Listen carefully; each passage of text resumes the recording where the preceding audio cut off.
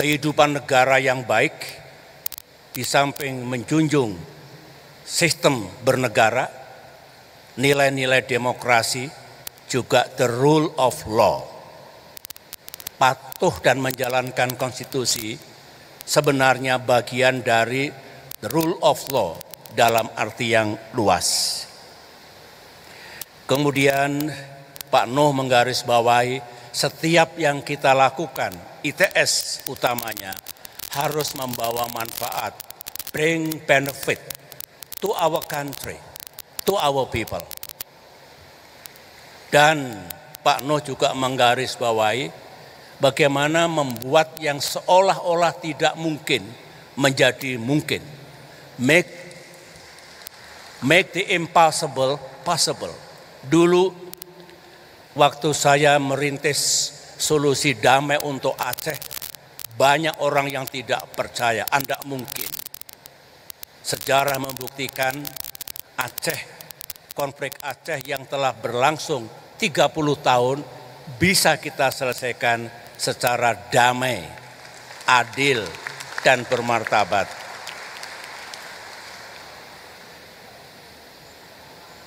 Profesor Bambang, rektor kita juga mengatakan tadi, seperti apa visi beliau, master plan, dan aksi yang dilakukan. Saya menilai strong, teruslah dijalankan dengan sungguh-sungguh, karena itu jalan menuju ITS yang lebih berjaya dan lebih kontributif untuk kehidupan bangsa dan negaranya.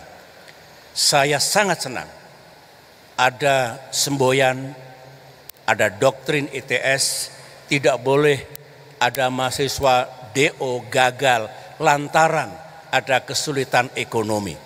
Kita wajib mengucapkan terima kasih.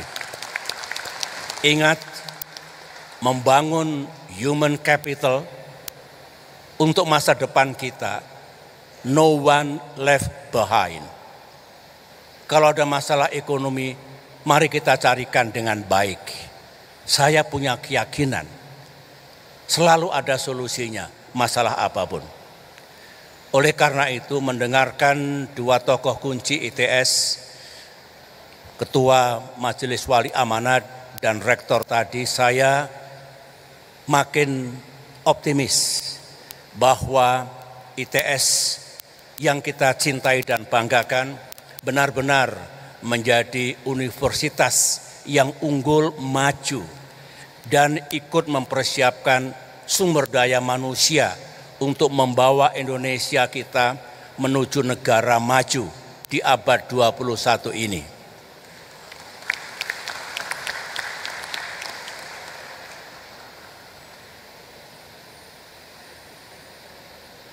Bapak Ibu hadirin yang saya hormati, minggu lalu saya diminta untuk memberikan kuliah umum di IPB Bogor.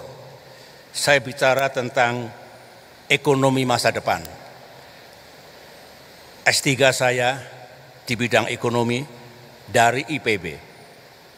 Bulan lalu saya juga diminta oleh ITB Bandung untuk menyampaikan pidato kebudayaan. Dan saya berfokus pada how science and technology can contribute untuk penyelamatan bumi kita from climate disasters dan pengurasan sumber-sumber kehidupan. Sebelumnya saya diminta juga untuk menyampaikan pidato peradaban, our future civilization di Jakarta. Mengapa saya ceritakan semua itu? Karena saya juga ingat 15 tahun yang lalu, pada tahun 2010 di ruangan ini, di mimbar seperti ini, saya juga menyampaikan kuliah umum di hadapan Sivitas Akademika ITS. Waktu itu rektornya Profesor Priyo, ingat saya, Triyogi, ada di sini. Tadi malam, apa yang saya sampaikan 15 tahun yang lalu itu, ternyata masih valid, masih relevan. Para dosen, para mahasiswa kalau ingin membaca lagi, saya bisa kasih teksnya, karena rasanya masih juga mengait kepada tantangan dan peluang yang kita miliki, terutama dari ITS. Saya bersyukur, alhamdulillah, sebagian yang saya sampaikan 15 tahun yang lalu, artinya Indonesia 2025 sekarang ini menjadi kenyataan. Contoh, saya mengatakan Indonesia 2025, which is now, akan menjadi strong emerging markets, strong economy. It is happening now. Kita member of the G20, 20 ekonomi besar dunia. We are the biggest economy, the biggest country in ASEAN. Itu menjadi kenyataan. Dan saya katakan di kampus Sukolilo Surabaya ini, look, 15 tahun lagi, berarti 2025, ekonomi Indonesia, standing Indonesia, itu sama dengan BRICS.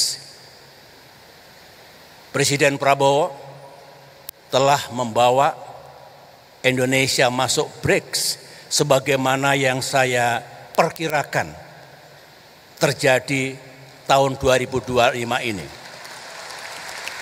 Jadi kalau ada guru besar, dosen yang ingin menanyakan nasib dan masa depan bisa datang ke saya.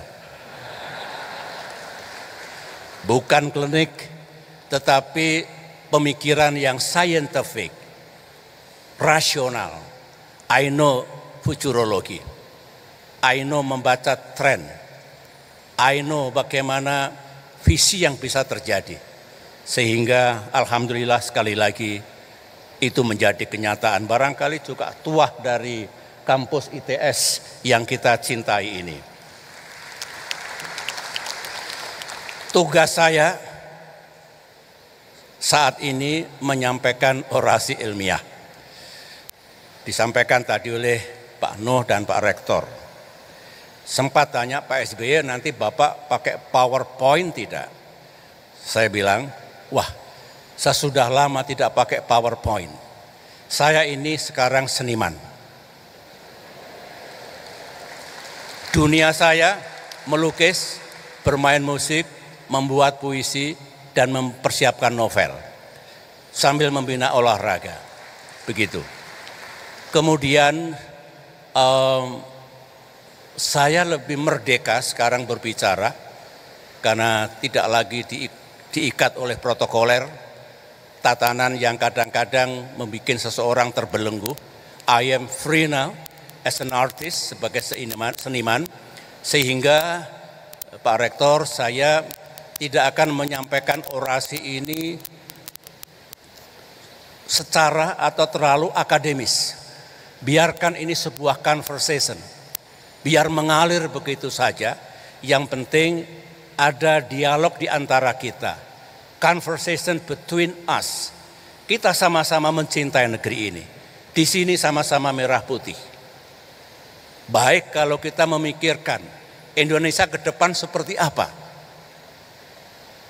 5, 10, 20, 30 tahun ke depan. This kind of conversation sangat penting. Agar semua on board. Bukan hanya politisi, tapi juga akademia, scientist, dunia usaha. Semua memiliki negeri ini. Sense of belonging yang tinggi. Oleh karena itu, mari satukan bersama-sama, tentu di bawah kepemimpinan Presiden kita, untuk memikirkan dan yang penting do something untuk negara kita.